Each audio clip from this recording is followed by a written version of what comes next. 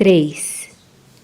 Era principalmente na época das viagens, bem curtas por sua vontade, que Maurício fazia a residência paterna, e mesmo durante as excursões que se lhe seguiam, que seu pensamento, estimulado pela poesia da natureza, elevava-se para Deus, num impulso rápido e seguro. Aprazia-se então em vagar por entre as montanhas, em percorrer os sítios escuros onde ecoa o murmúrio constante das torrentes e das cascatas, e embrenhava-se nas florestas de pinheiros e faias, que cobrem com suas sombrias copas a encosta dos Alpes. As rajadas de vento, curvando as ramagens, lançando na profundeza dos bosques suas notas lânguidas e harmoniosas, semelhantes ao toque de um órgão invisível, o marulhar das águas resplandecentes, o cântico das aves, o soar longínquo do machado do lenhador nos troncos das árvores, todas essas vozes da solidão embalavam seu espírito, falavam-lhe uma linguagem pacífica. Por entre os píncaros banhados de luz, por entre as abóbadas de verdura, sua prece subia a Deus de um modo mais puro e fervoroso que nos templos invadidos pela multidão. No seio dos bosques odoríferos, os retiros sombrios e ocultos convidavam-no ao repouso. E os mil rumores dessa natureza agreste formavam para ele uma melodia deliciosa, de que se embriagava, a ponto de esquecer as horas e deixar passar o momento do regresso. Urgia, entretanto, arrancar-se a essas delícias dos olhos e do coração para retomar o curso dos estudos interrompidos. Maurício foi bem-sucedido em seus exames. Hesitando depois entre as diversas carreiras que se lhe deparavam, a convite do pai, seguiu a de direito, fez-se advogado e começou a exercitar-se no Foro de Milão. Sua eloquência ousada, atrativa, sua viva imaginação, o estudo aprofundado das causas que lhe eram confiadas, fizeram que fosse logo notado pela gente dos tribunais. Um brilhante futuro sorriria à sua ambição se ele tivesse querido submeter a consciência às sutilezas da chicana, da política e fazer-se satélite dos poderosos. Mas essa alma elevada e ativa não podia baixar-se a semelhante papel. As intrigas, as torpezas das cortes e dos salões enchiam-no de amargura. O espetáculo de um mundo ocioso, corrompido, sustentando com estrépito sua riqueza e seus títulos, a ambição, o egoísmo, subindo de assalto à sociedade, dominando-a, a probidade vacilante, a especulação desenfreada, humilhando o trabalhador regenerador, todas essas úlceras da nossa época de decadência moral, mostrando-se em sua deformidade aos olhos do mancebo, ensinaram-no a desprender-se mais e mais das coisas terrestres. Tendo querido umedecer os lábios na taça dos prazeres, só achou fel. O amor a preço, a orgia brutal, o jogo estupefaciente eram para ele outros tantos monstros que o tinham feito recuar de horror. Com tais gostos, uma disposição natural para a meditação, o amor da solidão, viu, pouco a pouco, desmancharem-se as suas relações. Aqueles que a princípio o haviam acolhido, chocados agora pela sua rigidez, por essa misantropia que se desabafa em termos amargos, pela ausência dessa benevolência tão necessária aos sábios, afastaram-se de Maurício e o deixaram entregue aos seus sonhos. O vácuo fazia-se ao seu redor. Um desgosto profundo apoderou-se do jovem advogado. Rejeitou as causas mais ou menos duvidosas que lhe queriam confiar e viu assim reduzir-se o número dos clientes. Suas brilhantes faculdades ficaram sem utilidade. Invadia-o um sombrio abatimento, quando, de Domaso, lhe chegou a notícia de que seu pai, gravemente doente, chamava-o para perto de si. Maurício partiu imediatamente.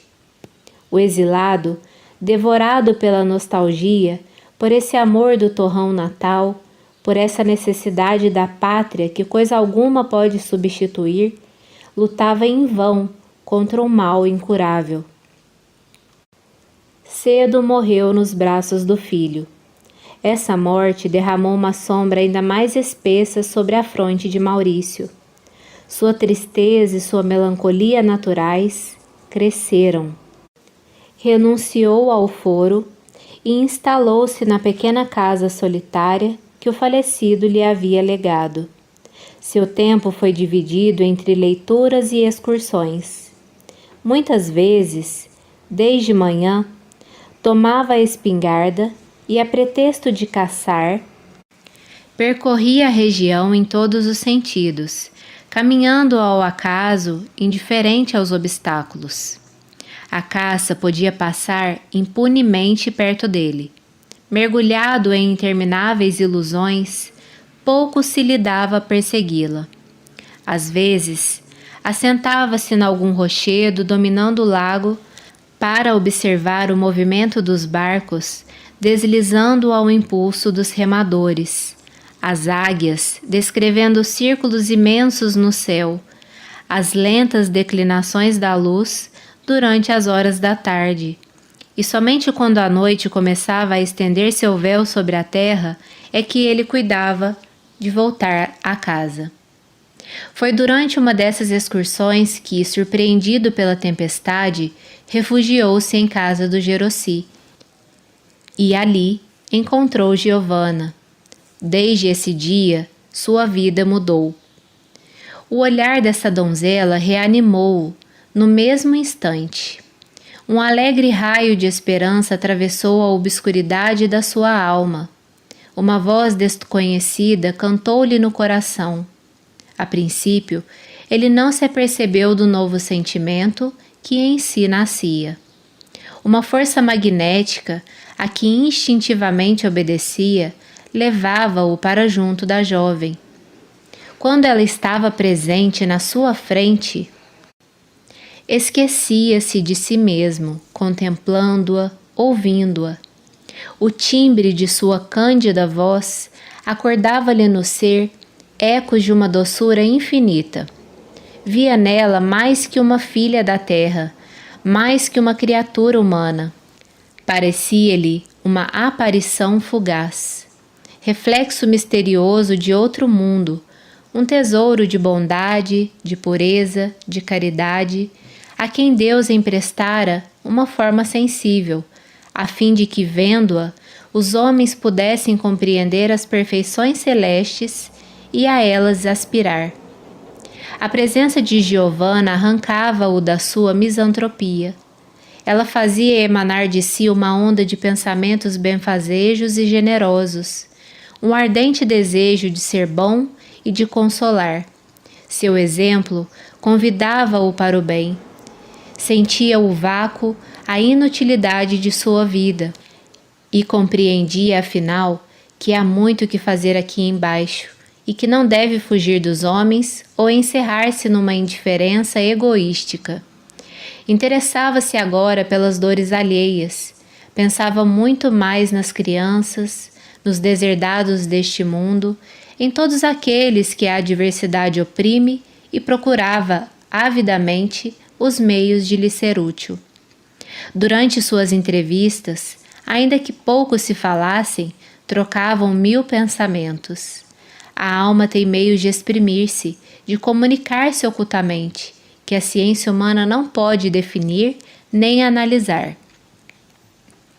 Uma atmosfera fluídica, em correlação íntima com o seu estado moral, circunda todos os seres, e segundo sua natureza, simpática ou adversa, eles se atraem, se repelem, se expandem ou se concentram, e é desse modo que se explicam as impressões que experimentamos à vista de pessoas desconhecidas. Corriam os dias. Graças aos socorros de Giovanna, graças aos cuidados do médico de Gravedona, cujas visitas Maurício pagava, Marta havia recuperado a saúde. No dia em que ela pôde sair, uma surpresa agradável a esperava da parte de fora. O jardim, invadido outrora pelas ervas daninhas e pelas silvas embaraçosas, estava de novo limpo e galante. A primavera havia engrinaldado de flores todas as roseiras. As pereiras e as figueiras vergavam ao peso dos frutos.